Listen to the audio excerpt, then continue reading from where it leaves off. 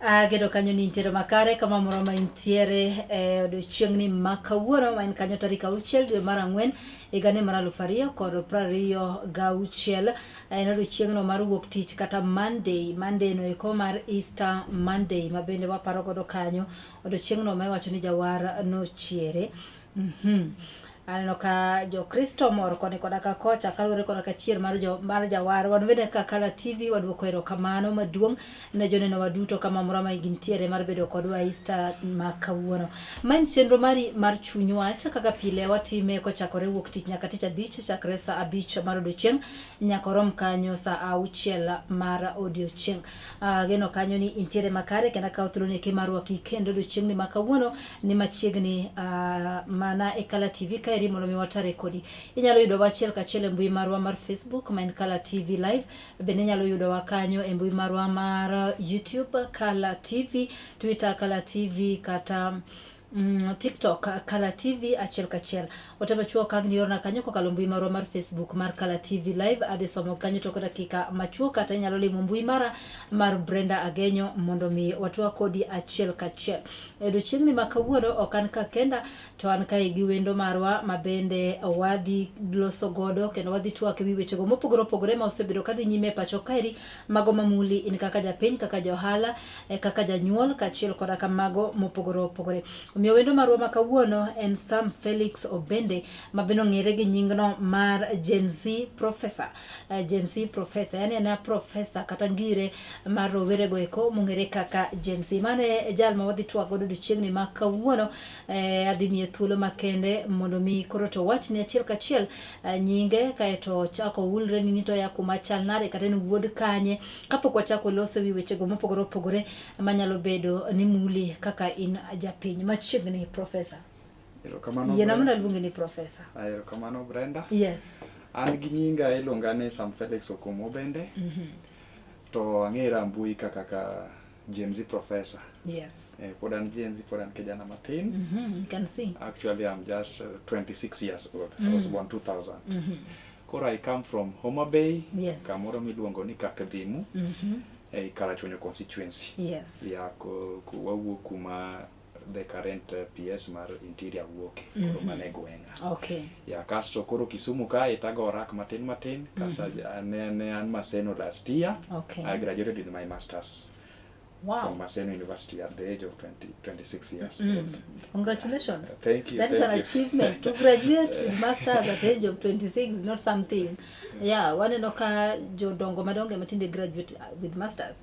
Vijende maybe gisetieko samoro pesa midhi godo fa samoro yorego eko mag manyo and all that. Jibo believe ni kisetimo course ni mokwongo onego beni koro in ng'ama tiyo chakoro pesa nyumbani, responsibilities osechakore. So Kenya graduate with your masters at that age. Congratulations. Thank you. Wach nyingi mar wach machanda yani nying mar Gen Z Professor ni ere kaka nikelo yude or how did it come, how did this name Gen Z Professor obire bira oko kero kama nying ma bijonge yigodo mathoth? Ya nyingni nobiro kalore ni an Gen Z to be anya wacho ni joma onyocha ka nyiri en rawere mosiepega. Yes. Gine mane giluonga ni Gen Z Professor nikech ka gineno kaka kigege hewa mahango kod yore mar somo kaka sebedo ka somo nikech graduating with the first class honors industrial chemistry. Yes. From Maseno University kasto achaka medo ma graduate gi masters at a tender age. Mano nomiyo rowere ma osiepga mang'era go ni luonga ni Gen Z Professor. Koro gidenda ni Professor. That is where the name came from. That is where the name came from. Okay. I'm also happy with it. Okay. To nikech be wantiere gi iluongo nango sani en wave mar Gen Z. Koro ambe an Gen Z. Koro kabedo gi nying mar Gen Z Professor no. Yes. It is good. You are sharp, I can tell you. I can tell. Hey, congratulations again. Thank and you. Akao through ni makende marwaki ni machiegni Kala TV mondo mi watua koda koganda jokanya medu chiegni makawuono amara kaka nasi wachonu kanyo mata ye cheno ni enan Brenda Agenyo nyasuba nyana minya lunga kanyo ni Brenda kata nyasuba. wadatwak e weche mopogore opogore madhi nyime e pacho kaeri gi sani. Weche go eko mabende muli mago ma trend e pacho kaeri. Waseneno weche mopogore opogore mag siasa ka trend. Waseneno kanyo weche go eko mabende mag dongruok mopogore opogore kadhi nyime kendo trend. Kendo waseneno ka jotendwa wuoyo koni koda ka kocha. Each and every time waneno jotendwa e kanisni mopogore opogore ka giyuoro e chenro mag alam kendo e kuonde ma kamago waseneno gi ka giloso gi wuoyo. Omiyo magi gin moko kuom weche go eko mabende koro to wadhi chambua kendo wadhi loso e odiochiengni ma kawuono. Gombo ni mondo mi kaluwore ni wan kaeri wach maduong' mabende sani dhi nyime Kenya kaeri en wach mar kawo kipande. Akawo ombulu, kawo ombulu, just the same, kawo kipande kaeti kawo ombulu. So en wach mar kawo kipande kachiel kod kawo ombulu. Waneno ka jowa mathoth ywak negi kendo wacho negi ni nitiere joma ng'eny mano ka ondikore kaka jo kawo kipande kata kamano kipande go kwamo e Huduma Centers mopogore opogore mane ji ondiko e nying gi mondo mi gidhi gikaw kipande. Kipande oselosi, then now onge ng'ama kawo kipande. Kipande giwacho ni pod nitiere kendo gimoko kuonde gi mopogore opogore monego bed ni ji kawe kipande. Neno kanyo ka jotelo ma ochung'e teni migaona eko mar immigration lando kanyo ne oganda jopiny mondo mi owuog oko mondo mi odhi okaw kipande. We remember ni duond buch siasa, not duond buch siasa but duol mochung'ne yiero e pacho kaeri IEBC dhi nyime gi ndiko jokanyo moso ahinya to Gen Zs kaka jogombulu. Data wacho kanyo ni 6 million Kenyans. They are targeting over 6 million Kenyans. To over 6 million Kenyans gi 5 million gin mana Gen Zs, gin rowere mapod tindo. And at the same time wano ka rowere gi bende mok kawo kipande. Do you think ni what can you say about this? Bende ma nyiso ni rowere oikore adieri mar dhi kawo kipande nikech negi mar kawo ombulu nikech Kenya kawo ombulu kionge koda kipande. Now gisendikore ka jo kawo kipande but jogi pod otamore dhi kawo kipande to gin the target. They are the majority new people king'iyo data system jogo mosendikore, jogo mosekawo kipande of latest monego bed ni koro to ndikore ka jo kawo ombulu, the majority gin Gen Zs. Do you think ni ma nyiso ni Gen Zs oikore bende target mar IBC ni dhi chope wang'e? Yes, Brenda, erokamano kuom miya penjo maber kamano kaluwore gi weche mag yiero ma 2027. Gima da wach mar kawo kipande gi kawo kura gigo pogore. Yes. Nitiere joma kawo kipande to at the long last ok gi kawo kura. Manyiso ni gidwaro mana kipande for the use, for the services ma kipande provide. Ma kochopo sa kura ok gidwa dhi kawo kura nikech aparo gimomiyo gini ma timore onge motivation mar youths. Gimomiyo ma timore niya, samoro nitiere jomoseyier to giti gi mandate motimnegi. Koro youths wacho niya, ere tiende mondo adhi akaw kura, mondo adhi ago kura to ng'ama gone kura ok ti. Koro gima kelo ma en niya, jotelo moyier gi kurani ema demotivate youths, current youths mondo kaw kura nikech gineno ka joka nosekawo kura, joma chon, yudhe machon nosekawo kura to yierogi to gitim gima yudhe gima jokura dwaro. Koro ka debed ni jotendwa gi tiyo maber to mwananchi mapiny ne nigi chia mar dhi kawo kura ni kaka kura ta yiero ng'ama dwaro to ng'ani dhi timo tich madwaro. Koro mane gima chando yudhewa kar kawo kura kae. To kuom adier mano should not be the case. The election kendo yiero ng'ato is a democratic right mar country kata obedo ni choice ni nikech the minority will have the say and the majority will have their way. Koro gima owinjo bed ni youths timo en niya, owinjo gikaw kura. Ka gisekaw kura to gi make decision on the ballot. Bang decision on the ballot, the IBC provides very well ni ka ng'ato kotiyo to jopiny oneno no kotiyo adier, they can recall the person mondo gidoge yiero. To mano should not discourage someone ni koro ok odhi kawo kura ni en mana gi ID, en obedo mana dala, owe jomoko ema make the decision. It is also the same ni I'm sorry to cut you short. Movement matuko kadi ni, are you part of it? Yes, mimi niko kadi na kadi yangu ni kuchukua kura na kuweka kwa mali pema. Mimi niko kadi. So inachilo kwa the youths mowuok oko makedone this tuko kadi thing.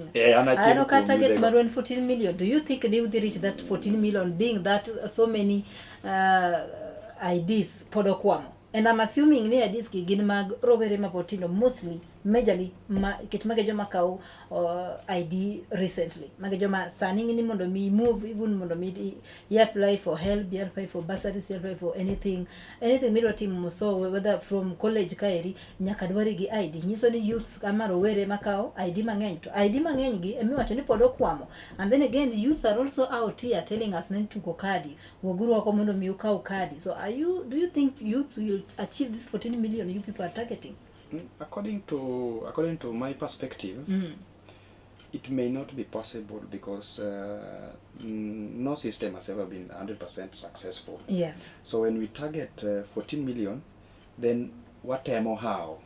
14. Yes. Wanyalo chopo 10, 11, 12, but 14 tok nyalre nikech human being is to err. Yes. Koro I want to be realistic. Gima nyalo time ni gimomiyo wao 14 ni wadwa bedo gi good numbers. Okay.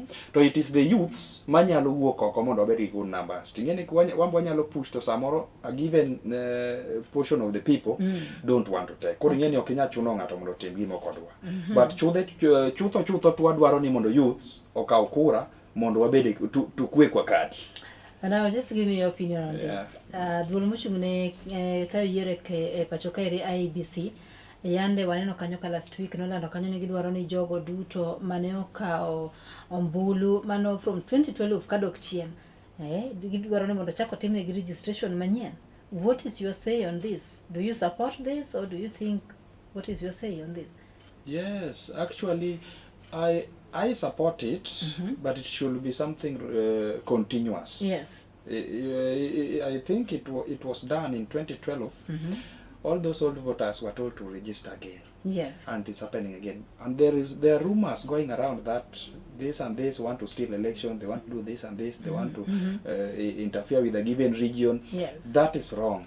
Whatever the IBC is doing is that they want to ensure that they have an updated system. Okay. The system that have got the voters who are eligible to vote. People who are alive. People who are alive. We are assuming many of the voters from that other time kadok chien gin jogo mambe moko kuom gi maybe osenindo to nyingi pod ni voter. So you support this? Yes, I support the IBC to do thorough cleaning and ensure that those who are eligible to vote are those who can make in-depth decision, personal decision, to help them in changing the fate of the country. Okay. So do you think that IBC is ready for election? Let's just assume that we are going for general election today. Do you think IBC is very ready for this 2027 election? Yes, according to you know everything. I've got a process, and practice makes perfect. Yes. According to my perspective, the way IBC did by-election, to me it is 75% complete to carry out the general election. 75%. 75%. Okay. The remaining 25% will depend on the resources that the country have to sponsor the election, because the country have to put a budget for election. So if that budget is not there, then it may interfere with the materials that will be used in election. The IBC wanted the government to add them some money, let me say, to add them the resources for to prepare for the general election of 2027, and we saw the MPs say that that is not possible. Maybe they should see how they are using the money. Like the MPs name wouldn't gimiyo pek or gikma maybe are important. Gimiyo pek are not important compared to the gikmuni gobeni gimiyo pek. In other words, ni kama walikuwa wanatumia pesa vibaya or whatever. Do you think that IBC is just right to demand for more money to prepare for the election? Because I think if anything happens, they will say we wanted this and this, and you people didn't do this. What is your say on that? Yes, election does not rely only on the IBC. Yes. Election rely on several bodies, several arms of the government. So these arms of the government, they have to do their part. So IBC demanding the money is not wrong. Yes. But they should demand the money that is right to be used for the election purposes.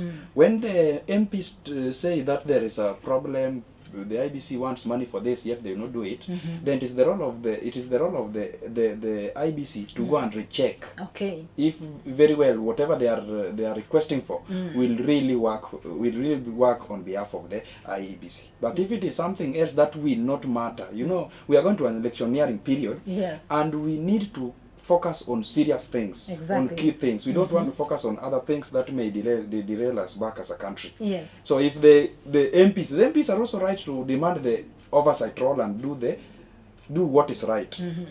So if they have said that the IBC have got some portion of things they want, and those things are not key in the election, then they are supposed to go back and rethink and work on it, come up with something that is good, that the parliament can support. Yes. Okay, that is there. So let's talk about ODM. Yes. Let's talk about Dwanubu siasa mar ODM. Inja kanyo mar ODM. No, ane ODM enache. Kipenya ni anje kanyo yani. Yes, I just want to know, are you a member of ODM? Yes, I'm a member of ODM, actually a staunch member of ODM. I'm not a life member, because that position of life member, I'm not at that part, due to you to one or two. As for now, you are a strong member of ODM. Strong member of ODM. So unalinda ground ama unalinda mwananchi? Yes, we cannot run away from this. We cannot run away from this. My party leader is Oburu. My party leader is Dr. Oburu Oginga. That's my party leader. Even Sifuna, the party leader of Sifuna is Oburu. But Sifuna is analinda mwananchi. So but I'm in the section of Linda ground. Linda ground. Now you are talking, so you are lindering the ground. I'm lindering the ground. Yes. And everything must start from ground, even when wananchi wanatoka ground. So wewe kama mwana linda ground, ODM member is also a linda ground member. Do you still think that Edwin Sifuna is Edwin Sifuna still the Secretary of General of ODM? According to the information that I have, ODM have got acting Secretary General, according to the information I have. Yes. So the case of Edwin Sifuna is a member of the ODM party, and is allowed to challenge the decision that was made by the NEC. So we are still going through the process of Sifuna challenging his removal. But as according to what I know, we have got the acting Secretary General of ODM. Yes. Yeah. Omanya. Omanya. Catherine Omanya. Catherine Omanya. Yes. Okay. So just the other day, on Friday, Dwan Buchesa mar ODM yande ondiko ne migosi Edwin Sifuna. Yidware mondo mi on Friday this week, Edwin Sifuna is supposed to terore kende kata chopi nyim committee muchungune discipline. Long disciplinary committee, National Executive Committee mar ODM mano by tarik 10 ma Friday ma wantiere ni kisangwene wange. And baruano omi Edwin Sifuna nyaka Wednesday to reply. Meaning koko reply to mano dikelo makosa ne further action. Disciplinary. Further action. Do you think Edwin Sifuna should do this or not? Because I don't think he's going to do that. Yes, in a democratic right, in the country, you are supposed to do what you feel is right for you. You cannot be forced to do it. Yes. And I read something online. Actually, it was in the public domain that Edwin Sifuna hired top-notch lawyer. It was in a newspaper. Yeah, exactly. Top-notch lawyer, one who was in ICC case. So I'm sure Edwin Sifuna will go through those people, because you cannot hire lawyers and then you fail to attend. So he's going to challenge them. What should we expect? Yes, he's going to tell them the reason why they should retain him as the SG. Yeah. According to you, do you think they should? Or according to me, okay, they're saying ni Edwin Sifuna osechayo osenyiso achaya na Edwin Buchesa mar ODM osebedo kobuono the meetings. We know whatever has been happening on the ground. Waseneno ka jogi plan koni to gembe gi plan koni ka jogi dhi koni to Edwin Sifuna chomo Mombasa to ka jogi wacho kamato wacho one time to jogi wacho two time. Waseneno. So do you think ni Edwin Sifuna oningo koro to kawni ondamo muwinjore mano mana mager kaka ODM timoni eki? So do you think ni, because according to me I think Edwin Sifuna nena gi ratiche koso ODM kaka intie to nyaka ionge ratichi mar wacho pache. And Sifuna is just saying owacho mana pache, ok ene mane agreement gi some of the things ma samoro Jolinda ground dwaro, to nyiso ni pod en a member of ODM but yiene wacho pache. So waneno ka igure koro to live. What do you think? Koro Brenda, penjo mipenjo no ber, but kani dhi chieng' mane itimo en SDC Nairobi, Eden Sifuna gini faction bende nitie gi function gi. Yes. To nitie gima nowacho live on television. Nowacho ni ok onya bedo Secretary General of Mediocrity. Koro imbe kata ka koro waduge reasoning. Ene yaki chaki fight for the position mo chaki bedo Secretary General of Mediocrity. Mangiso ni en double standards. To koro wawacho Sifuna nose yiero rekende ni en okonya bedo the Secretary General of SDC of Mediocrity. Koro moro modwa makoro dwa fight back ni. Wakiani koro ang'omiyo en gi double standards. Mangiso ni Sifuna kowuok kowe position mar Secretary General to dhi bedo nobody. Embo sefwenyo kamano. Koro I think ni mano is the reason momi ineno ko fight back mondo onyalo kata accept mondo chako duogo bed Secretary General of Mediocrity kaka nowacho. Ok iduoko penjona. Is ODM doing the right thing? Because nyithindo wuoro nyalo bedo maonge. Wuon ODM ne en Raila Amolo Odinga. Waneno kata wuoro koro onge. To samoro sama wuoro obedo maonge ni eki, now ji nyaka lar power koni koda ka kocha ji nyaka gunyre paro and whatever. Do you think the ODM party is doing the right thing? By Yes, Brenda, ODM party is doing the right thing because there must be discipline within a structure. Kata family ka nyathi timo makosa. Yes. Tichwade to podo beda nyathini. But ok riembe. To onge ng'amo riembo Sifuna e ODM party. Sifuna is still a member of the ODM party. Gimo ng'ise manane ng'ise ni sani koro kinya bedo the Secretary General mar ODM. Gimo miyo kinya bedo Secretary General mar ODM mangiso ni ok ichiw information ma party dwaro. Because secretary is to give information more kuom party. Eno chiwo personal information. Yes. To personal information you can just give it out as a member. Okwadagi. To koro gima koro timore niya discipline nyaka bede e party gimora mora. Koro ka Sifuna kaka owe Sifuna. So somebody can just come from nowhere else. Okay, the same according thing. to me, I feel like maybe you people are going too far, so dear members.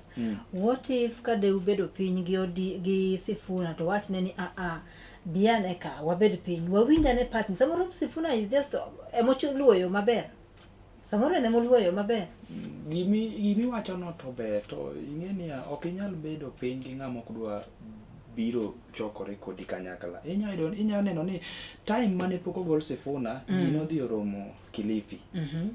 Ma members of the NEC nodhi oromo Kilifi. Yes, I remember. Be nok wang'eyo ni dhi gol Sifuna. Sifuna noko attend. To koro ka in one of the party executive. Yes. To ki attend the meeting mar party. But Sifuna is always saying ni okluonge meetings geki. Like even the meeting mancho bedo. Special delegates meeting mancho bedo Nairobi. Noneno kanyo Godfrey Ososi nawacho ni gin lange kachilo koda ka Sifuna gini. They were not invited. How do you go to a meeting whereby you are not invited? Maybe there's a channel of communication in ODM. Samoro gino ge yudo this thing. Gin gipo man meeting no seluonge oket gi oko. Yeah, luong no ka no se luong SDC no luong members te mag ODM. To ka maybe luonge ngiso ni okete gazette. Okay. Kose kete gazette, koro anto ing'eni aonge party structure mang'eyo ni gini no ornegi letters kata ngo. Koro mano to kanyange, but gima ng'eni kose kete e gazette to as an ODM member kaka executive, yes, you are supposed to inquire and see on how to solve this issue. Tok ni ibiro ni idwa keto parallel meeting ni. Kise keto parallel meeting ni, ere kidwa ni chako duongi e meeting machielo. Dong iwe idhi gi meeting ni, idhi gi meeting. Kech we are in a democratic country. Koro gima Sifuna notimo marach momiyo nogole. En absconding duty ne mar dhi e meetings. Before ne gole sekjen, niluonge meetings. To nenore ka gima nokodwa dhi. Nikech nose feel niya osebedo sideline. Yeni iwacho gani ajaricho ringo kata onge ng'ama lawe. An Sifuna samotimo gima ne Raila gise no wacho ni mane gima ne babo wacho ni. Aonge gi evidence mar kanyo jogo bane ni machiegni gi Raila Odinga bendo wacho kanyo Raila wanted to leave the broad-based thing and Edwin Sifuna ema notiyo godo. What if ka Edwin Sifuna kaka jo ODM be usebedo piny upenjo ni what if ka Sifuna is doing the right thing, what if ka Sifuna near the right path? ing'eni gimiwacho no tadier to ing'eni you can do the right thing but according to personal views. To ka kobiro kuom ji mang'eny, yes, to your right may be wrong to most people. Koro Sifuna may be doing the right thing but under personal directive. Okay. To under the ODM makata sama ne baba pod ngima kane ng'iyo sama ne gidhi e meeting mar national sama ne national governing council man baba pod ngima to ne giromo gi meeting. Yes. Ne giwuok e bura, ka gisewuok e bura to Secretary General ma Sifuna mane somo agenda. To Secretary General Sifuna somo agenda niya, wan wayie wadi support broad-based government up to 2027. Ka Sifuna osewacho kamano, ka kiny gokinyi Sifuna dhi e public TV, odhi e TV moro, to wacho ni en okia gimiluongo ni broad-based government under personal views. Mowach mani en Ruto nokia wacho ni one time. Koro ing'eni mano is personal perspective mare ma ok wanyadagi, wayie ne owuok kamano. Okay. Lakini under party, ka party osewacho ni wadhi right, to mano right mwaluwo. Ka party wacho ni wadhi left, to mano left mwaluwo. To ok wabi interfere with any personal decision mar ng'ato. You are allowed to do it. ODM deal, aneno kanyo ka jotelo mag ODM ka otenegi koda ka jakom mar ODM mano gavana Mama Bay County Mikai Gladys Wanga wacho kanyo ni koro to gidware 50-50. Yes. Mano deal between ODM and UDA. Deal between UDA and ODM, you know, these parties are the same. ODM is an equal partner as UDA. Yes. Koro sama jogi dhi a negotiation, gidhi negotiation as equal partners. Do you think they should demand 50-50? Yes. That means they are going to demand for the DP position, deputy president position. Yes, we are in a democratic country and it is Kenyans who vote. Do you think ODM is that strong to go for this 50-50 thing? ODM is strong and ODM should field a presidential candidate. ODM is very strong. If a party is very strong and should field a presidential candidate, then they should be equal partners. They should have deputy or president, vice versa. What if they are not given the deputy position? Should they back off or? That one will now depend with the agreement they agree, because sometimes they can agree not to be given the deputy and be given the president. And sometimes they can be not be given president, they be given deputy. Or sometimes they can miss president and deputy and they be given things that they have talked about that will equalize president and deputy. Okay, if by any chance now ODM is going to demand, actually they have said it, they are going to demand for 50-50. That means that ODM might demand for the position of the deputy president. So who do you think is strong enough in ODM to deputize Ruto? We saw people like Mikai Gladys Wanga, they has been mentioned severally in that position. Also we have Ali Hassan Joe. We saw the Mombasa people trying to nini for him. Maybe Sifuna can also be good. He's still a member of ODM. Give me watch my deputy no is very good, and anybody ma ODM bro pick as a candidate mother represent gima di bedo either deputy kata the flag bearer mar ODM party, that person will have muscle because that person will be supported by the people. Okinyal wacho ni ng'ato nigi mbi yudo from jopiny. Koro kata mana okawo kata mana ng'ama chalo nade. ODM okawo ni ng'ani ema dhi keto deputy mar Ruto. To jopiny wacho ni wan wadhi chung' gi ng'ani. To ng'ano dhi bedo gi masol. As we speak now, according to the individuals you have mentioned, Gladys Wanga ber. Kendo Gladys Wanga en miyo motegno sana. Kisiasa kendo ng'e mobilize. Inyalo ni ene masano mako buru motegno. Kendo keto ODM steady. Kendo ka nineno kata kowuotho e piny neno ka en very en gi strong support within Nyanza. Kendo en a woman en very sellable in any parts of the country. Koro ento onyalo bedo deputy maber sana. Kaso benti time moro mani winjo ka rais no dhi owuoyo, dire ka ne pok wa join rais. Ninjo ka rais no dhi owuoyo no wacho ni na keno wachi rally napano wachi rally mar UDA moro mar mine wacho ni mbele ka koro wabro dhi mbele bro bedo ni ka president bedo ng'ama wuoyi to deputy ne bedo ng'ama the gender third rule deputy ne bedo ng'ama dhako. Koro aparo ni mano be koro keto Gladys Wanga malo sana under ODM kech en ng'ama dhako ma in that scenario. To Joe be is also good because Joe has been in politics for so long, from 2007 up to now. So he knows this thing. Kendo he has been a governor for 10 years. he has got he has managed big parastatal big government positions, and he's now the CS. What about CS John Mbadi? CS John Mbadi is also good. Embo bear. Koro kanya dagi gino to gibro decide, but as we speak now, ngama ODM bro wacho ni ngane mawalo ni dwa bedo deputy. Kadipo ni imiyo gi deputy. To ODM bro miyo ngano support fully. But now where is this Kindiki they don't kanya, and then again it is yes most biro kati nyime pacho ka kwanya rianore wacho gani Mount Kenya somehow their votes counts when it comes to a general election pacho kairi.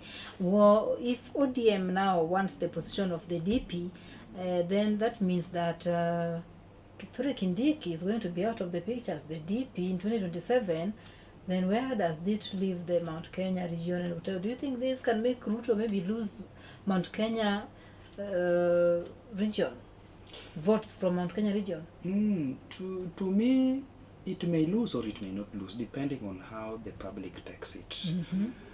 But historically, the people of the central Kenya, yes, they always tend to give someone who is their personalist in the ballot votes. So if any case the two teams that are competing for the presidency will not have someone from Mount Kenya, yes, then it will be very easy for a deputy president to come out from Mount Kenya. But if at all one person, yes, who is vying for presidency, maybe in oppositional government, is having someone from Mount Kenya, then I'm sure the 60% of the vote from Mount Kenya will go to that person, because those people will never leave their own. They don't live their own. They don't live their own. So Ruto nyalo go kwano mana ka oneno ko opposition oseyiero ng'ato outside ma jo Mount Kenya we. To embo nyalo yiero mondo koro Mount Kenya koro beda swing vote manyalo decide ni jomoko gone opposition to moko gone government. Okay. Koro mano nyalo timore mana ka opposition ose decide. To be opposition be biro mana decide, aparo ni gibiro mana decide mana ka government bo decide. Koro gini is a battle of who is who. Well, kanyo ka Uhuru Kenyatta wacho kanyo ni opposition eno ko winjo ground maber. Ground waro ni jogi mondo riure. Mondo gigol ng'ato. Do you think ama gin godo kingi opposition mawang ni maber, because what's on the ground wacho kanyo ni our opposition is so weak. Do you think ni gin strong maka giriwore gichungo ng'ato gimoro to ginyalo kelo mtetemko moro kaka jo ODM luoro moro nyalo donjo? Yeah, actually the opposition have got funny characters. They are funny characters, those who like playing tribal politics. Yes. It is only Kalonzo who has been very, very genuine with what he speaks to the public. And Kalonzo, at some point, he is very, very good. The only problem in Kalonzo is that he is very shaky. That's the only problem. And you may take him as a presidential candidate, then a day to election he signs a deal and abandon the presidency. So that is the only problem with Kalonzo. But others, I don't see anybody who can match William Samoei Ruto. Even Kalonzo himself cannot. So the people in the opposition, they say unity is power. Yes, if they unite, it's okay. But they should not unite under somebody who is very, very weak. That one, Ruto atamaliza asubuhi na mapema. So who do you think is strong? At least. The person who I think is strong in the opposition as we speak now, the person who can vie and is very strong and can be voted in is Gachagua, because he has got Mount Kenya votes, but he cannot vie. It cannot vie according to being that he was impeached. Yeah, he was impeached. And Gachagua also throws words that are weighty, that can sway the public. So that one makes him to be very, very fierce enough to face Ruto, but he cannot vie. So the next person who we know can be supported is only Kalonzo. And Kalonzo, you know very well, Kalonzo need to watermelon. So you're saying Maraga cannot, Maraga? No, Maraga is very good. Maraga is very good. He's very good, but he's not a politician. The other time I saw him just waving to trees and buildings. So he's someone who cannot even have support in his own backyard. Matia just taken his backyard. So Maraga was supposed to remain where he was. Yes, he had a very good legacy. According to me, he had a very good legacy where he was. This politic thing is not for everybody. So do you think, my last question, then we go for a break, then we come back. Do you think ODM is very ready and prepared for 2027 election? ODM party is the only party with a structure. And that is what has made even people to talk about ODM. Okay. You know, people will not talk about the party that has already the party that is dying.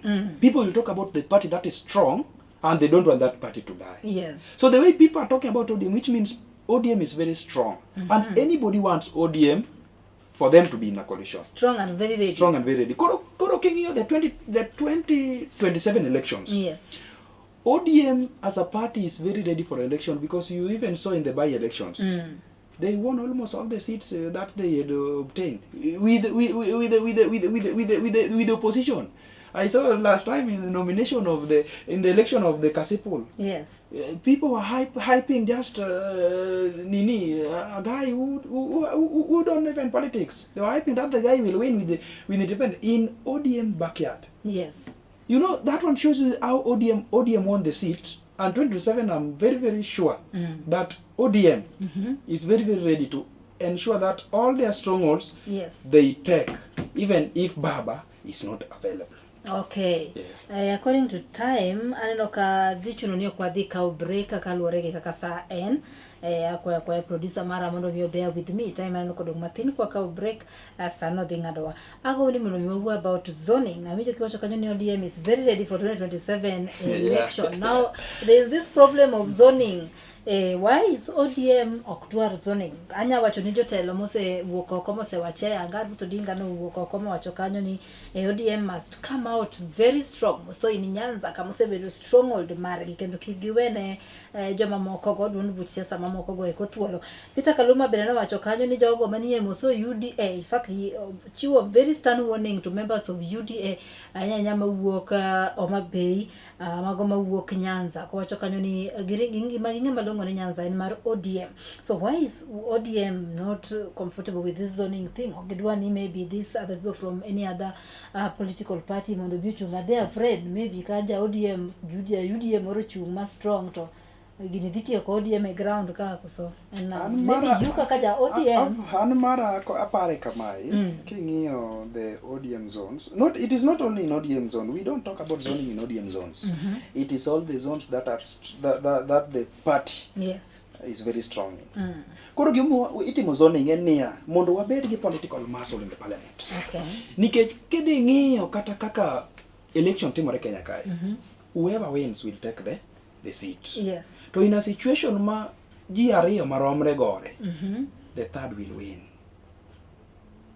Koro ka third mar adek ni work from a position, and it happens in most of the areas, then I'm sure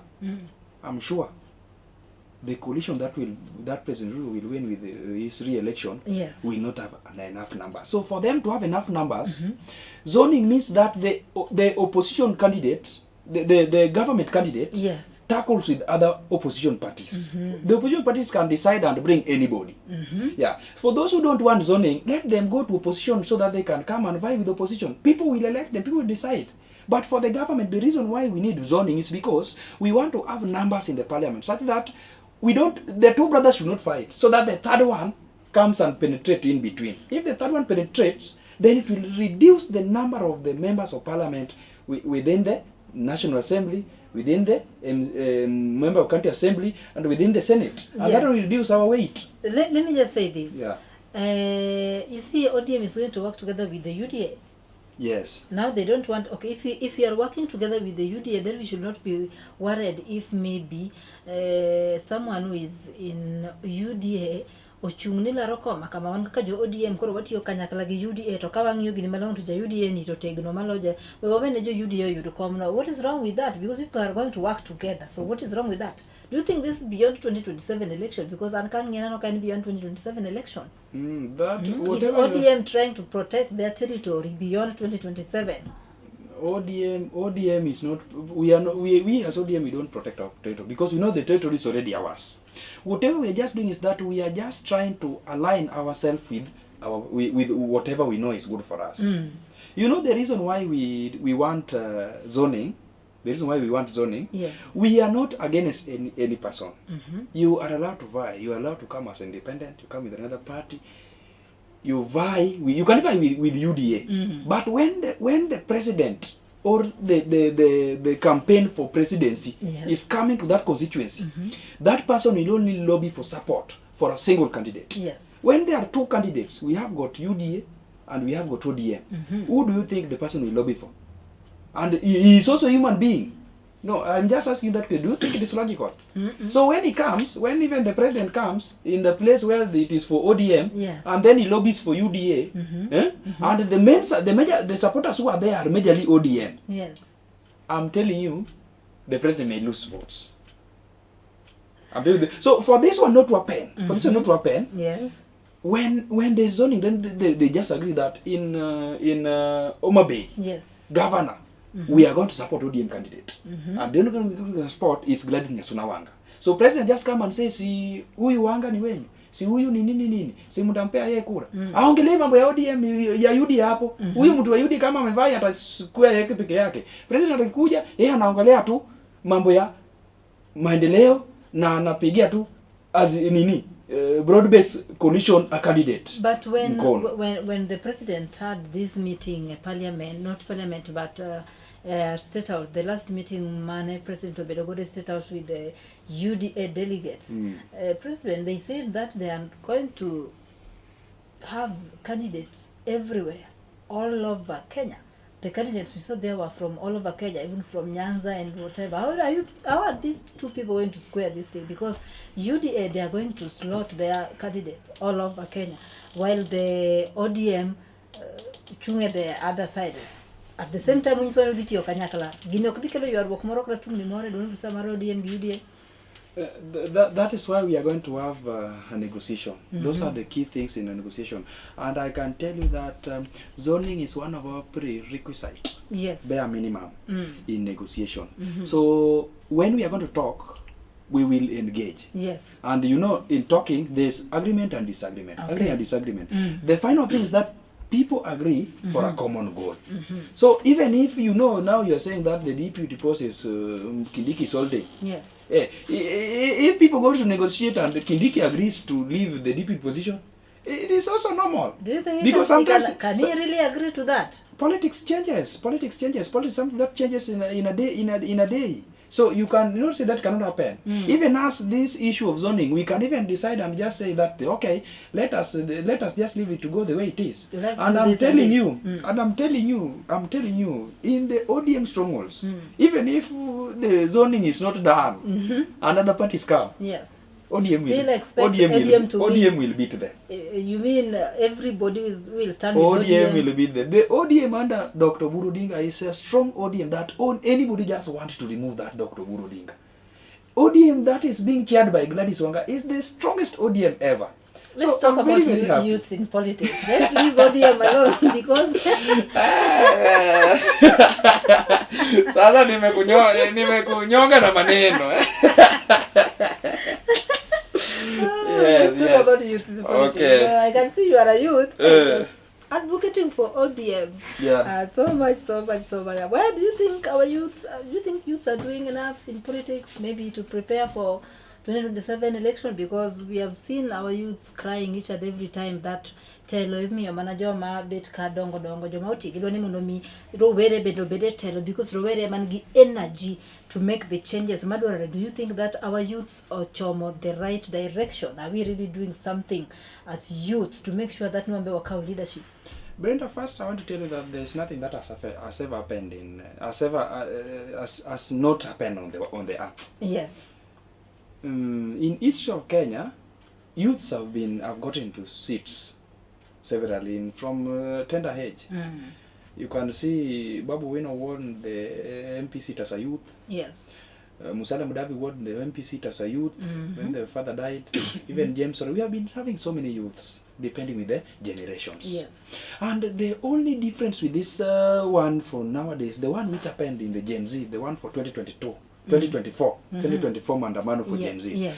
It brought something that the youths can bring a revolution. Exactly. And I really like that revolution. I was one of the key revolutionists under the Gen Z. That's why I'm a Gen Z pro. I was one of the key revolutionists. Though I was an online warrior. You know, there is what we call online warrior and ground warrior. Yes. With me, I was just an online warrior who could just share things that could ensure that everything is successful.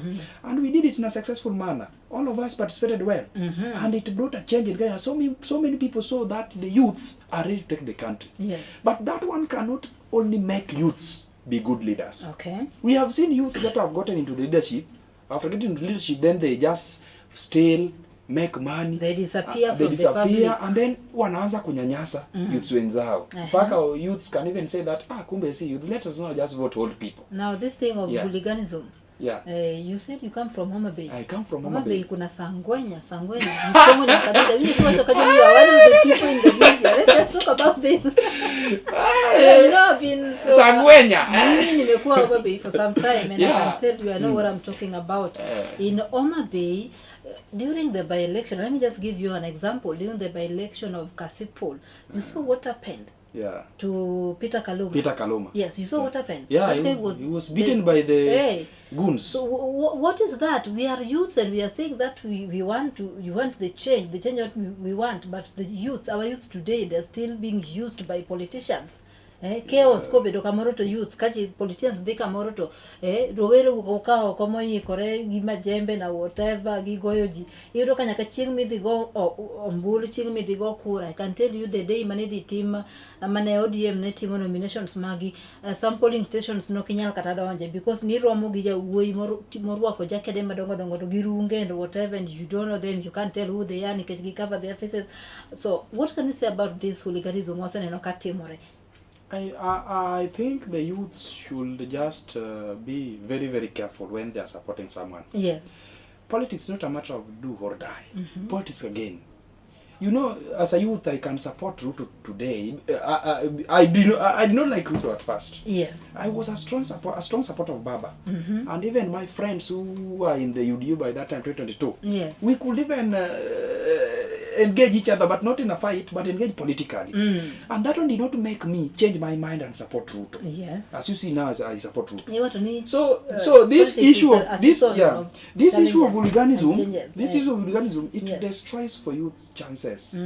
Imagine you are very hooligan to someone, and in a later stage you will like to work with that person. The person will see you as if you want to go unamfanyia kitu. So it is not good. The youths of today should just support ideologies. They should refrain from hooliganism, beating people, abusing people, and even destroying people's name. Let's just sell agenda to the people. Let us not abuse, let us not do threats. But in sometimes there's also what you call political words which are coming in a threats model. That's just words. But we have seen this trend in Homa Bay. I'm not afraid to say, just some 2 weeks ago, social media was really burning on fire Homa Bay County when the senator of Homa Bay County Migosi Moses Kajwang no walk okayanga kaito wacho 1 2 3 moko na kadhi mabere county no Homa Bay, whereby he said ni the governor of Homa Bay County Mikai Gladys Wanga en achiel kuom governors go mabende tamore chopo e nyim committee mar od buranero mar senate ngi ywarruok madhi nyimbe kind senators gi governors, and then iluongo ni johera mag governor no wuok go tumo suo e mbui kendo adwa nyisi ni en duoko ma serious obechiri kanyo ma serious. Homa Bay politics youths ba Homa Bay they are using social media to throw words at each other. Are you part of this? No, actually I'm not part of throwing words to each other, but I'm just part of sharing the idea. And when you cannot Brenda, you cannot provoke me and then you expect me to just keep quiet. Yes. Yeah, when someone provoke you in a political manner, you respond to that person in a political manner. You defend. And that doesn't mean you are provoking, you're abusing. You can defend that person, you can defend yourself online. Then when you meet, you drink tea, you do what in underground. People will not know that you are talking. And that is what politics is. Okay. These leaders you see who keep on throwing words in social media here. When they meet, they do laugh. And some of them they just say that some of them just say that hapo nini nilifanya hivi. Yeah, these people do meet. So we cannot fight for that. We cannot fight with them. Whatever we can just do, just share their ideas. But when somebody attacks you online, defend yourself. Don't be a weak link. Okay. Yeah. You also said that you come from Karachuonyo. I come from Karachuonyo. That's the place of the CS for Interior. I know the PS for Interior. PS for Interior. Yes. Dr. Raymond Omolo. Yeah. So some people are saying that it should be out. Do you support this? There's this thing going on the ground. Some leaders, I won't mention which leaders, but some leaders, and inasemekana most of them come from Homa Bay. They want PS You know, Brenda.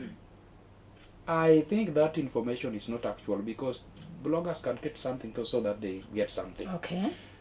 I have not seen any leader who has come out in public and say that we want this so and so to come out of office. Even though we know, Yeah. we cannot dispute this is the truth. There's some bad blood between Pius Omola and some leaders. So, Yeah, we have seen that before. there is bad blood. Even there's bad blood between Pius Omola and our brother in Embakasi East. Yeah, it is in the public domain. Yes. Yeah. So that doesn't mean that we don't want a given leader. So maybe it's whatever we are saying is just a blogging that people do get attention so that someone can give them a token, which is very good. They are doing their job. But that one should not tell our people that we don't want a given person to move from the position. We love all our, and I can tell you without doubt that in Homa Bay County, the development you see in Homa Bay County is because of the unity of the Homa Bay County leaders at large. You may be a leader in the national government, you may be a leader in the county government, you may be a leader in the Senate or MP or MCA. Yes. When they are united, then the development can come. But when they are not united, you can bring development and they can destroy. I thought Homa Bay County is one of the counties whereby the leaders are not united. We just saw the former deputy governor resign. And that created a lot of chaos and commotion. So we see this thing. But they are united because he was not chased. You know, when you make your personal decision of resigning, but it is your personal before decision. This guy resigned, Magwanga said something. You know, someone akuja kanga to riembini koro ngani anu buogi kora goli, but kanga to loro ni dot. Ngato ko loro ni dot motamiti. What do you do? I think you are missing something. You know, Brenda. When we have got food here on table, yes, you want the same food and also want the same food, but you are behind me, yes, and I'm ahead of you. Do you run ahead and grab that food? Why can't you just wait your time so that you can just get your food? That is what was happening with the former deputy governor. The former deputy governor, instead of being the deputy governor, he now wants to be the governor. And there is governor already in that position. Who is Governor Wanga? So the best thing, if he wants to be the governor, then he can just go on and be governor. And he was not impeached. So he has been given a chance to vie and win and talk to the people of Homa Bay, which he will not get because the support is already gone. He lost trust of the people when he accepted to deputize Wanga. He lost trust. So he should have not accepted that position from the beginning. He should have not accepted. That is his first downfall. Okay. And you can even check 2017. He was defeated by someone who was Awiti like my father. He comes from Karibo, my father. Yes. Awiti defeated him, and Awiti was having problems of going to hospital, having problems one here and there. And still defeated him. So do you think he can defeat a woman who has got 4 eyes? Oh, we will see in 2027. Homa Bay people. We want to see that in 2027. 2027 is coming. Yes. Okay, look, Samaya Wanga. Anyway, need to watch further. We're out of politics, Martin. Yeah. There's this scandal of fuel. Madi nyimesani pachokari. Wano kanyo kajotela dek madongo. Ma nyando mako kanyo. Ma nie duol no ekomo chungne. Rango rengo mode pachokari mano prajagoro maduong. Anyalungani mane enjagoro maduong. Mano migosi Liban Mohamed.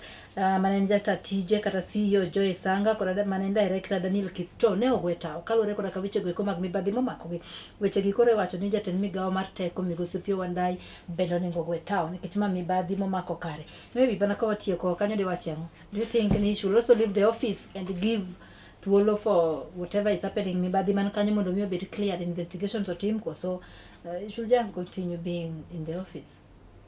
According to one kadiponi shida opio the CS for energy man CS opio Wandai was in the scandal. Yeah, he is supposed to resign and wait hiyo mambo yote ishe then anaweza rudi. Okay. But because it is rumors, we don't have evidence. EACC has not gone to him to do things that needed. Then those that have resigned are enough, according to me. Okay. Yeah, are enough. Because you can even see the other time people were talking about need to resign. That one, the on the issue of the death of my brother Albert Ojwang. Yes. Albert Ojwang, you know, he looked like me. He's from Karachuonyo. He looks like me. Exactly. Yeah. So there was that Lagat was to resign. But Lagat did not resign. And then the case just went that way. But it was wrong. If Lagat was being involved the way he was supposed to resign. So I don't know why he's still in the meeting, but they are still doing the investigation. Maybe we will know the truth. Okay. But according to the CS of Interior of Energy, yes, if at all that the case revolves around him, he is supposed to resign. He said that he didn't know anything about it until maybe it was late, but he also did 1, 2, 3 to make sure that the Mibadi is stopped and all that. Yeah, then so, he's doing his job. Let him just continue doing his job. Ay, no kada gi kose bikanyo ja deno maro se kalo kanyo ida ikabich baby amit wolo mondo mi iwuoko da rowere e wach kanyo wach mogi kaka ina achiel kuom rowere kendo ja achiel kuom jo kanyo magro ni buch siasa mar ODM malinda ground motegno. Maybe say something to our people maneno wasani jo Homa Bay Kisumu County mosoto rowere atanyanya maybe inyalo jiwo gi mondo mi giwuogo ko gikaw kipande mar no ni wayero jotelo mabeyo ka watieko giwach mogik minyalo. Yes, erokamano Brenda kuom miya thuolo mogik mondo awuog gi jopiny rowere. An ago erokamano kuom miya chance nikech e piny ka yudo chance machalo kama yot. Koro an gima nang'iso rowere marwa en ni nyaka wabed gi kura. Kwa bedo gi kura, koro kwa bedo gi nguvu. Wawere uru gi weche moro mar social media supporting leaders to leaders mwa support Wakonja. Let us be on the decision making table. Amor sana nikech I've got a good friend of mine madwaro market Milimani Ward ka iluonge ni Victor Omolo. Victor Omolo en kijana matin kendo en kijana ma Gen Z. Yes. He was a former student leader Mama Seno. Owuok oko nodwaro market Milimani ka. Odwaro market Milimani Ward ka mondo otel ne jopiny. Odhi make change. I'm very very happy that these youths are making decision to go and vie and win the seats. Yes. Kendo I would like to encourage so many youths. Don't feel like you cannot lead. Just come out. We will support you. Be it whether you're in the government or you're in the position. Whatever we want is service delivery. Yes. And then another thing, if I want to talk to the people of Karachuonyo, I have got a friend of mine, and it's a guy whom we have been in politics from 2018 up to now. He's called Samuel Omodio Gutu. And he vied 2022. He defeated Adepo, but system did their own things. System did their own things. And that is in the public domain. And now in 2027 he's going to vie under the ODM party. Yes. Currently is the political advisor to our governor, that is Wanga. Any political wisdom you see Wanga is going with around, that is from my boss, Okay. who is the next Karachuonyo MP. So I like to rally the people of Karachuonyo. Let's give Samuel Omodio Gutu a chance to lead us, to give us development. And for sure, you will enjoy. I can give an example with the Kasipul election. I was a strong supporter of Boyd Were, and he's my good friend. I supported him. And I can feel very, very happy that Boyd Were is doing the things that we wanted him to do. He's already working. He's working. Within 5 months, he has brought president. And there are people who have been in parliament for 10 years. They have not even brought parliament. They have not even brought president to their constituency. So I want to tell you that Boyd Were kijana mzuri anafanya kazi. And we should use him as an example as the youths. So youths don't feel neglected. Just come, we will support you. Once you get into the seats, work for the people of Kenya. Work for your constituents. Yes. Thank you. Mana kamano janeno marwa mani chenro mar Chuny Wach nwachako kanyo chakre sabich nyaka sano chopa uchiel gi wiye watieko chenro ni. Goero kamano maduong' ne wendo marwa kuom biro ka. Erokamano maduong' miya watwake wechego eko man gi ngima odiochieng' ni ma kawuono. Warom kendo odiochieng' ma kiny kuom ng'wono mar Nyasaye.